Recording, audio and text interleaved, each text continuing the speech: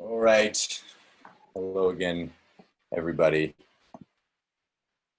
Welcome to the 4 o'clock, 4:03 beginning of 5G Into the Abyss, the reading series in which I open up my virtual window and speak into the very real abyss during times of silence and pause, when the fabric that we normally live behind of complexity and chaos and distraction starts to thin out, and we see what uncertainty looks like in a very positive way, helpful way. Because certainty, the thing that was before this moment of uncertainty, was actually a fabrication. It was like building blocks on a moving bed of quicksand and mud. And that's why we feel all a little weird, because we're not comfortable the kind of vibe in the uncertainty. So sometimes we get like, dark and heady and whatever in this abyss space, but today we're going to continue with my favorite Polish writer, one of my favorite writers, Stanislaw Ignacy Witkiewicz, known as Witkacy. He's the guy behind me. He is the just wonderful enfant terrible of Polish philosophy and art and theater and everything anti-culture. So I am going to read a section from his narrative fiction. This is off of my computer, which I don't love to read, but I will do it because it's so good and it's worth reading, and I just don't have the book with me. So the book is from the Witkacy Reader. I think someone should pick it up if they're interested in Witkacy, and his spelling is Witkacy. This short piece of narrative fiction is entitled The 622 Downfalls of Bungo, or The Demonic Woman. And mind you, this was written in 1910 and 1911. So it's just remarkable to me how prescient he was and how ahead of his time. But this is just a fun piece of text that still leans into the abyss, just in a sardonic, ironic tone. So here we go. Part 1. Life and Dialectics. Chapter 1. Essential Conversations. At about 4 in the afternoon, the Duke of Nevermore's huge black automobile pulled up in front of the garden gate. The Duke's chauffeur, a little old man with long gray hair whose face bore the marks of homosexual deviation, ran up to get Bungo, leaving the motor idling. A moment later, followed by the uneasy gaze of Bungo's mother, who, without any justification, regarded the Duke as her son's evil genius, they were racing along at a speed of 60 kilometers an hour in the direction of the great forests of Bukovina, which enclosed the distant horizons. The Duke was not alone. His private physician, Dr. Riesenberg, known as the Instrument, was with him. He was a tall man, impeccably dressed in all black. His balding, egg-shaped skull was encircled by a crown of bright red hair that turned yellowish white at the temples. His nose was broken, almost at a right angle, and his gold-rimmed glasses rested on a ridge parallel to the horizontal. Behind them were lurking the penetrating eyes of a notorious hypnotist. His sensual mouth, which seemed to be constantly savoring something exceedingly nasty, was concealed from above by a dark-hued, fiery red mustache and protruded slightly over an almost completely atrophied lower jaw. This person resembled a tripod used to support some kind of surveying instrument. It seemed that his limbs could be unscrewed and the pieces put into one another. And moreover, he himself appeared to possess the elasticity of a certain part of a bull's anatomy. It was impossible to imagine a situation in which this strange character would be out of place. When Bungo entered the small, dirty room cluttered with an astonishing number of apparently unrelated objects, the two gentlemen were discussing the correct functioning of a gasoline motor recently invented by the Duke.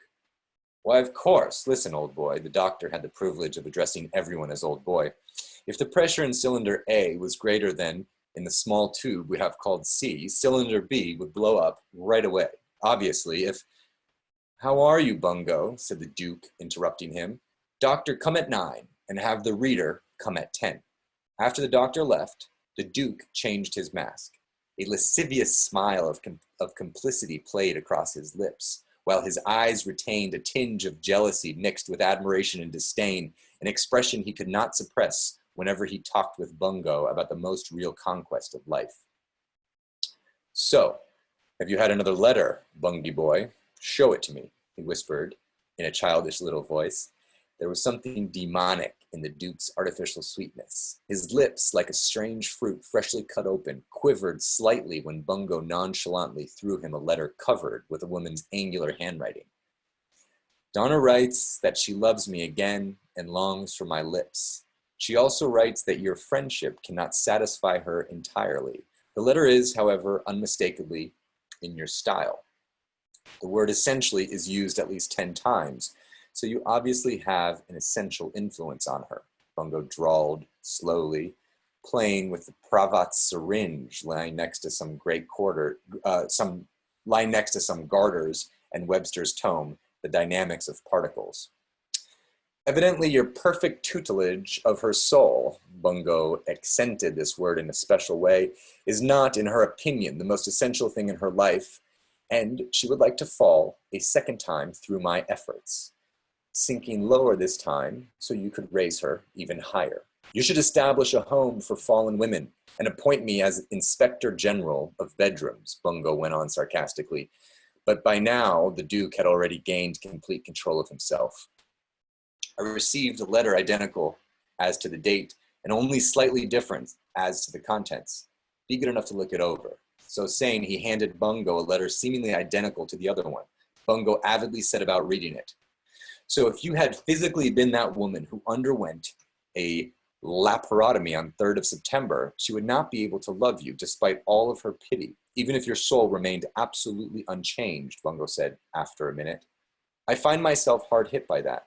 They were both convulsed by an attack of uncontrollable laughter for a few moments, rolled in the Duke's dirty bed linen until the latter finally cried out, Carajo! Carajo! I think my rupture has broken. I think my rupture has broken open. And unwinding his anti-rupture belt, he examined a huge wound on the right side of his stomach. But read on. Bungo read out loud. I went to the theater yesterday, dear beloved Edgar. Forgive me. There was an actor so like Bungo, who so reminded me of his lips that I could not resist writing a letter to him. I know that it is not essential, and that is why I am writing. Forgive me. Tomorrow I shall begin to concentrate anew, and then I'll write to you again. It is 2 a.m. I am writing in bed. Dear, beloved Edgar, I am already concentrated. Tomorrow I am going to paint a still life with fruit, and I shall try to get control of myself, even in such trifling matters. I squeeze your hand very, very hard. Your friend, Cuerpia.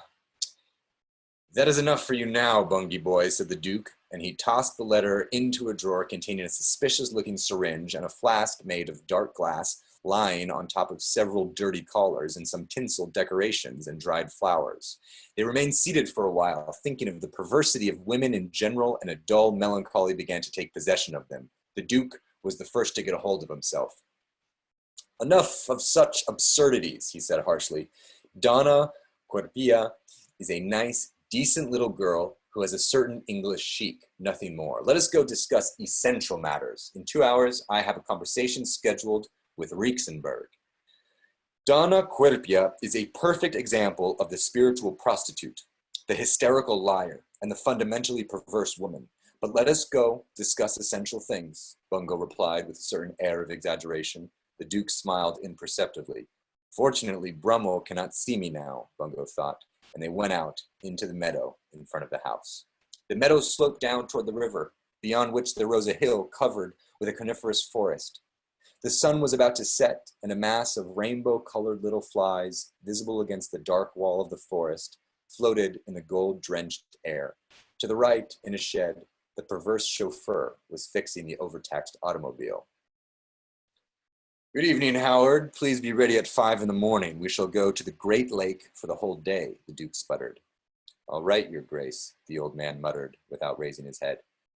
Every year, Nevermore underwent treatment for his nerves. His sole luxuries in this wilderness were the automobile and the doctor, who lived at the other end of the village with his snake-like mistress, a first love of the Duke's. Blasé about salon perversions, for which he used to dress up in special black tights, and bored with fanatical work, he was an incomparable chemist and a dilettante in mechanics and mathematics, the Duke had given himself up to total rest and all kinds of country diversions. Once, even, the peasants almost flailed him to death for having overindulged in simple country pleasures. Over and above that, he worked a little so as not to get out of practice, but always in moderation. He and Bungo had known each other for a long time, and they were even distant cousins on the side of Bungo's mother, nay, the Duchess Fitzpatrick. The Duchess Fitzpatrick. They went walking, as in the old days, when they had given themselves up to typical childlike perversions, into which they had been initiated by Bungo's first cousin, the Duke Fitzpatrick, head of the younger branch of that illustrious family. Bungo walked with the disjointed gait of a little boy, a pose for which many things were pardoned him in life.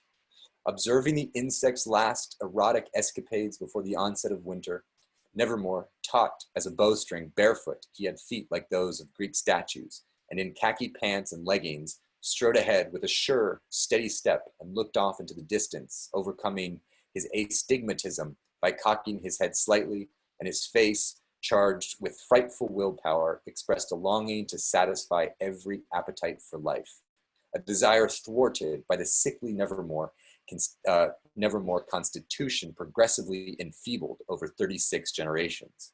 After a moment, Bungo grew serious and hunched over. That meant he was ready.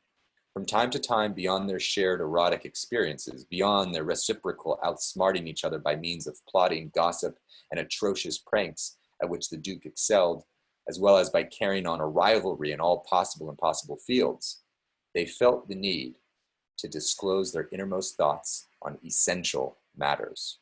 Their friendship, strengthened by conflict, demanded more enduring, more perfect bonds. Nevermore, besides being the friend who complemented Bungo's nature, and the way the color red complements the corresponding green, had until now exerted a fundamental influence on his views about life. And Bungo, despite constant quarrels with Edgar, was au fond on better and better terms with him.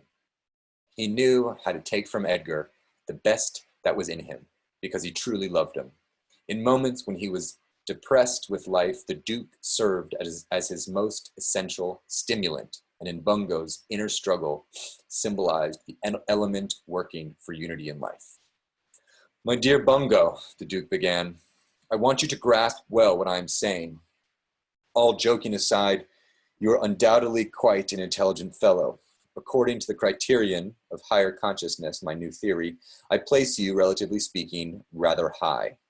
Mon cher, your menu of spiritual transformations is highly characteristic. That is just exactly it. If you do not have any spiritual underpinning, if you cannot forge within yourself a single steel axis around which the whole complex system of the life machine is able to turn you, you will become an intellectual harlequin, patched together out of old scraps. You see, no one will serve you life on a platter, on command. For that, one has to have another kind of capital, know and want. Reflect on this, analyze it, and you will be convinced that it is not merely a hackneyed saying. Once you had Isis and the center. You remember the center of the circle that graphically symbolized your innermost self? Now, I no longer know what the center of your being is, because art alone cannot resolve those problems for you." Under the impact of the Duke's harsh words, Bungo felt that the quintessence of his most secret being was being consolidated and crystallized inside him, and that a strange, almost alien force within him was lying in wait like a cat ready to pounce. At the same time, he felt that this force was absolutely hostile to the contents of his soul, from which flowed, or it seemed to him, all his artistic work. But what if it were only an inessential problem, a question of time, a matter of willpower? This indistinct thought flashed across his mind, and it was as though he had glimpsed a far-off and unfamiliar horizon illuminated by distant lighting. Then everything would become clear and all of a piece. Then perhaps I could truly rest, concluded a voice within him that was alien and yet so familiar. The Satan of gravity tempts me in a new fashion, he continued thinking to himself. The Duke interrupted him. My dear boy, he resumed, hissing slightly in a hushed voice, life is either a masterpiece or a farce, which we create out of the raw material of our ego, starting, broadly speaking, with the subtlety of our conscience and ending with the elasticity of our ankles. Believe me, that is what life is. One has to enact it on a grand scale. Naturally, at present, there is more life in perversities with Donna Querpia or in deflowering village broads than in variational calculus or a study of the construction of the human body. But, my dear boy, we must have the raw material, a kind of wild strength. Beyond that, it is necessary to understand what life amounts to. In this respect, you must consider art the chief means. Art will give you the possibility of obtaining certain material needed for acquiring strength. Understand that life, per se, to rot, screw, conquer, struggle, work, break, and be broken, is both the goal and the means. Read Cellini's memoirs. To be able to do everything with one's energy at the bursting point, to experience happiness, pain, love, rotting in jail, after months of suffering, of personal defeats and losses, that man emerged strong and joyous. Take Goethe, an incredibly strong and happy individual who lived like no one else perhaps, and what is most interesting, in conditions not unlike our own. The Duke fell silent and went on walking for a moment, crushing invisible obstacles between his jaws. Time after time, his mouth assumed the shape of a frightful sucker, and his whole being resembled a huge tapeworm attached to the stomach of the universe. Bungo looked at him with true artistic delight. His own personal experiences struck him as something vastly insignificant measured against the immensity of the tasks the Duke imposed on him. Although the concept of art as a means of acquiring strength in life was almost repulsive to him, he felt that the Duke's words had awakened his consciousness of the metaphysical strangeness of life, a feeling he so often lost in the chaos of events. In other words, those inessential experiences with various matrons and maidens during vile orgies with notorious cafe dandies as his companions, or often while communing with that immaculate mistress art. Perhaps the fault lies in the very mechanism of creation itself, he thought unclearly. First of all, get that whole moronic harlequinade out of your head and toss it on the trash heap, Nevermore resumed. You are expending too much intelligence trying to understand the subtleties of syphilis, the charm of Don Juan, or of that pimp Don Alphonse. Those seemingly trifling digressions may keep you from seeing the only essential thing, life for life's sake. I am a clever ape, and I'm sure you could do a thoroughly hilarious caricature of me. And undoubtedly you will make fun of me, surrounded by your aides de camp and the general staff of your artistic demi-monde. But believe me, I treat these things more seriously. I live on intimate terms with all that, and gradually make it a part of myself. You discovered the center of a little circle lost in a fog of artificial artistic experiences, and you are satisfied that that would be enough for you. You won't find life that way. And above all, you must understand that life and action are two different things. Conversation with the Duke acted on Bungo the way a platinum sponge does on a mixture of oxygen and hydrogen. It served as a catalyst. He felt the uniqueness of his being, and at the same time that there was growing within him a mysterious force, undeniably his, yet sometimes alien to him. Then he was overcome with a desire to make monstrous sacrifices by which he could attain ultimate knowledge of life and its mysteries. At this moment, they were passing through a beech forest with an undergrowth of wild raspberry bushes. It was almost dark. The first stars were twinkling between the trees. The chill of the autumn evening went through them both and imparted an especially pure character to their whole conversation. Me cago en la barba de Dios, the Duke swore in Spanish, stumbling over a protruding stone. Give me your hand. I cannot see anything at all. The Duke suffered from a chronic eye ailment, one of the truly monstrous specters against which he had to battle. Bungo, who acutely felt the weight of Nevermore hanging on his arm, was reminded of a picture he had seen in some American magazine showing Washington coming back wounded from Great Meadows, and for an instant he had the impression he was the adjutant of a famous general who had done battle with all the non-essential powers in the world. After a while, they came out of the woods. The road ran along the crest of a hill between fields of stubble. To the east, from behind the horizontal lines of delicate little clouds, there slowly came into view the gigantic dull orange disk of the rising full moon.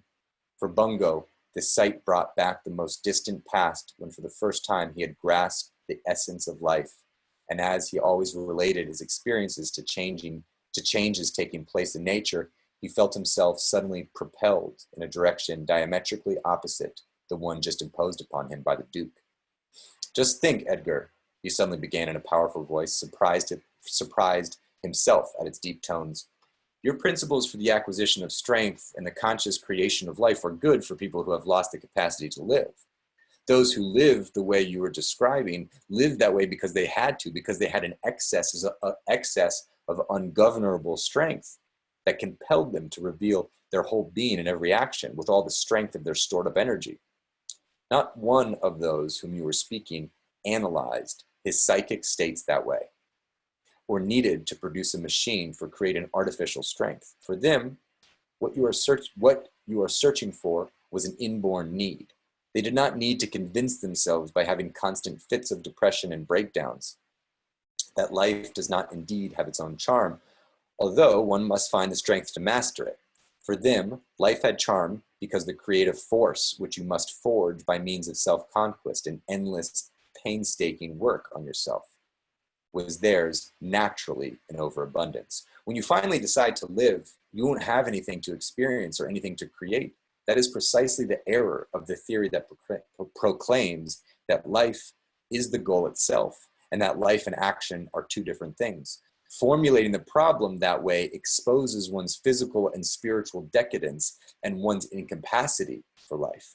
For me, you are like the miser who had hoarded money all his life, and after he had grown impotent and crippled with arthritis, developed a liking for wine and women. I cannot live in that fashion, Bungo continued to rebel, failing to notice that Nevermore, having lighted a thin English cigarette, was walking beside him with an assured step, his face a cold mask, like a man for whom that way of thinking was ein überwundener Standpunkt. I have too spontaneous a desire to live, to think of storing up capital for the future. He continued in the tone of someone who hopes to deceive himself as well as others. Considered in that light, what for you is a worthless artistic experience, causing you to stray from your deliberately chosen path, for me can have the most essential value as, very indirectly of course, material for artistic creation. Very indirectly, on that point, I am in complete agreement, the Duke observed coldly. And I do not understand how one can consider art as a means of acquiring strength.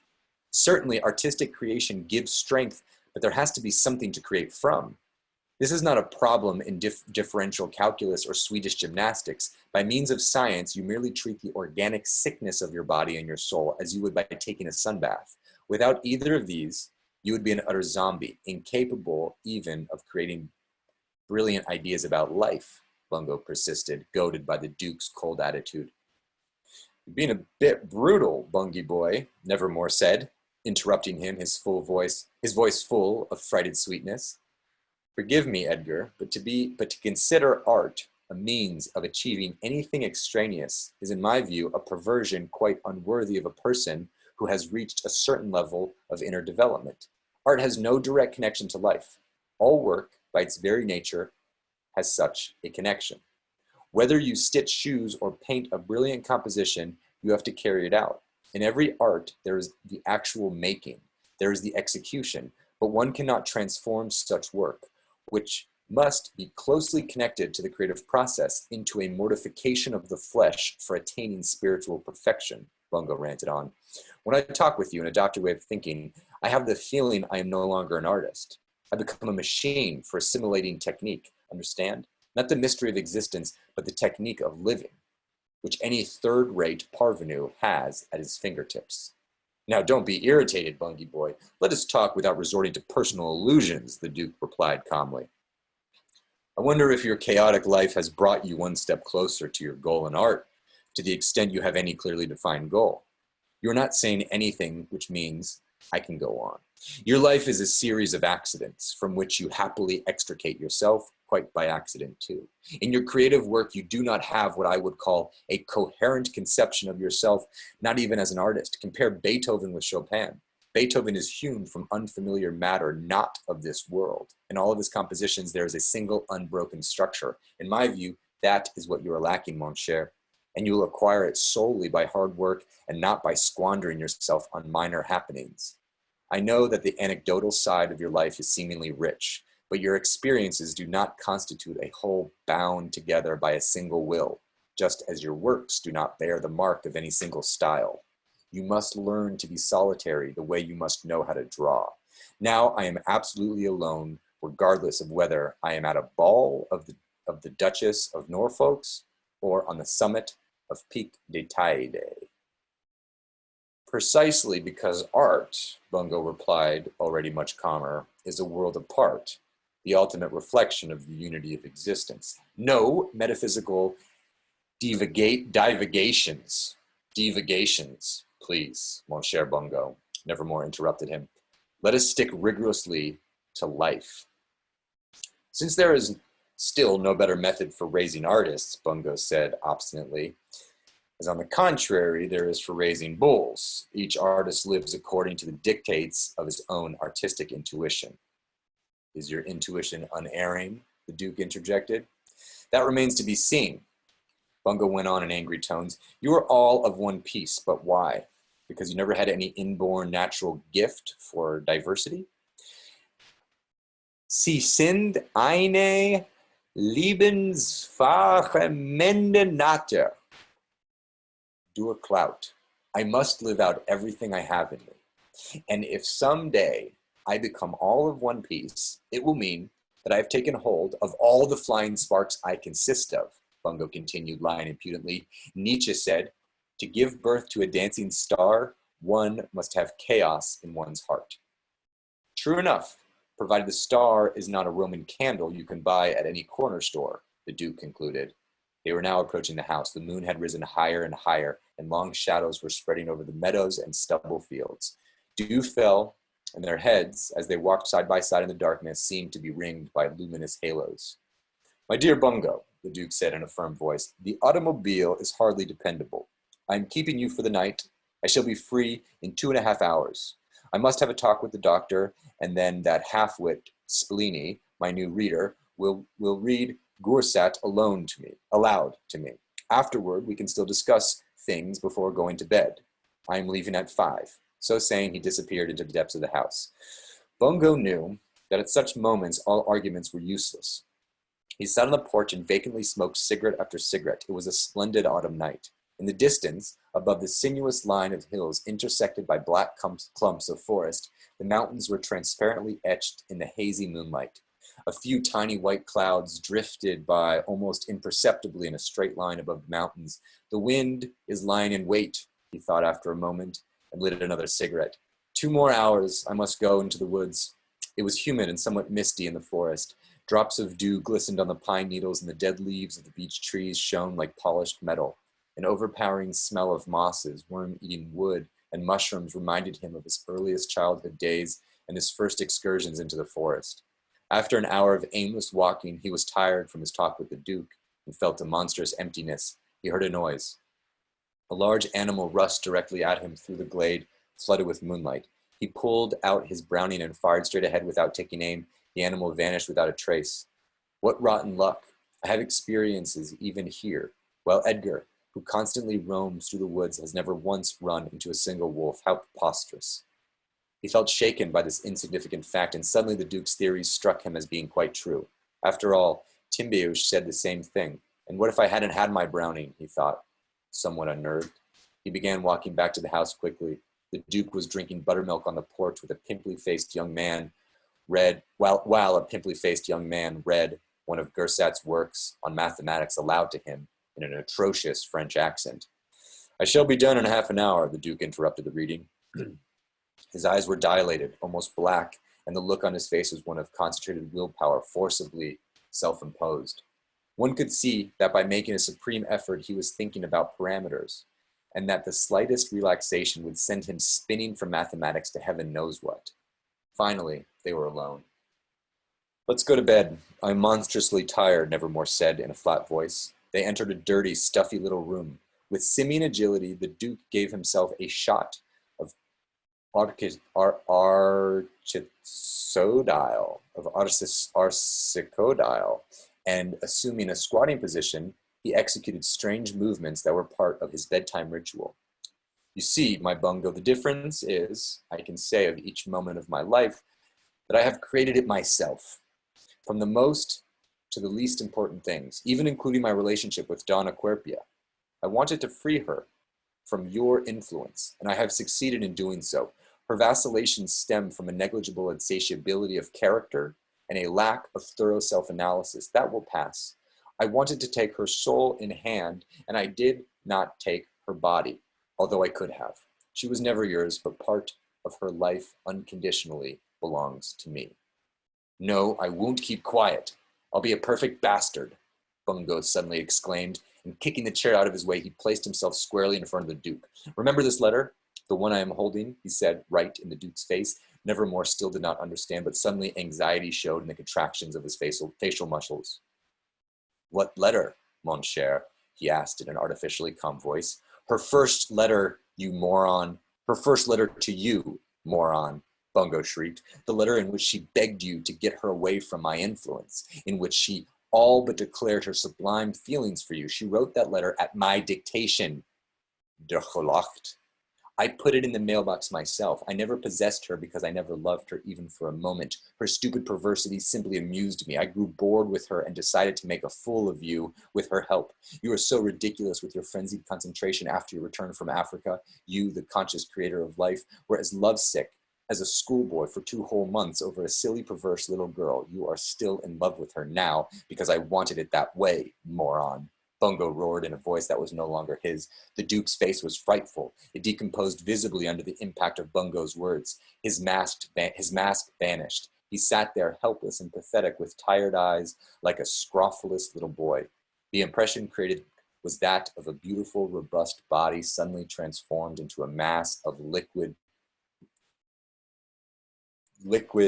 putrescence. Bungo experienced a feeling of triumph, not devoid of a kind of pity. Making a supreme effort, the Duke gained control of his mask. I tell this du fond de mon cœur. You are a swine, he articulated slowly. His voice hard as a diamond, he rolled over and a moment later began snoring gently. Bungo could not fall asleep for a long time. He looked at the spot of moonlight on the floor and grew agitated by increasingly contradictory feelings. I'm going to leave it there. We get into chapter 2. We'll get into chapter 2 tomorrow, and we will continue with this wonderful psycho-Socratian dialogue, this wild tale between the Duke, Edgar Nevermore, and Bungo, written by Stanislav Ignacy Witkiewicz in and around 1910. See you tomorrow.